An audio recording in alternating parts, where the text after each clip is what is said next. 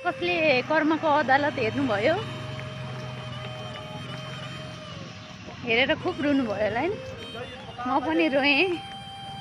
तर केटा मान्छे कतिसम्म नि चेन्ज हुन्छ क्या। जब आफ्नो बुढी चाहिँ प्रेग्नेन्ट हुन्छ तब चाहिँ यसले छोडेर कहीँ जाँदैन भन्ने हिसाबले चाहिँ छोरा मान्छेले चाहिँ त्यस्तो व्यवहार गर्छ। त्यही भएर चाहिँ म चाहिँ लेडिज साथी भाइ नभनौँ बहिनी दिदीहरूलाई के भन्छु भने आफै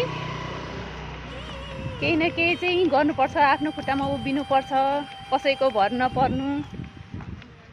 आफ्नै सासले त कतिखेर धोका दिन्छ भने थाहा हुँदैन। अब पराईको साथ भन्ने कुरो त त्यो त सोच्ने हो कतिसम्म हो भनेर त थाहै हुँदैन।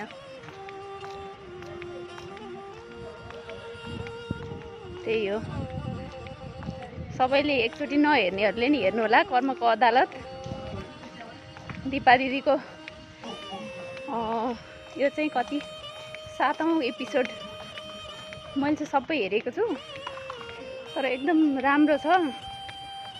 तर हेर्नुपर्छ, यस्तो हेर्नुपर्छ, सिक्नुपर्छ। पहिला नै मान्छे भइसकेपछि चाहिँ पछुताउने बाहेक चाहिँ केही हुँदैन। त्यही हो, त्यही भन्छु, एकचोटि हेर्नु होला सबैले। तर पर्न सक्छ, जोसुकैको लाइफमा पर्न सक्छ भनेर चाहिँ आफू चाहिँ यसो आफ्नो खुट्टामा चाहिँ पहिल्यै उभिने कोसिस गर्ने, कसरी हुन्छ मेहनत गर्ने भन्छु है म सबैजनाले।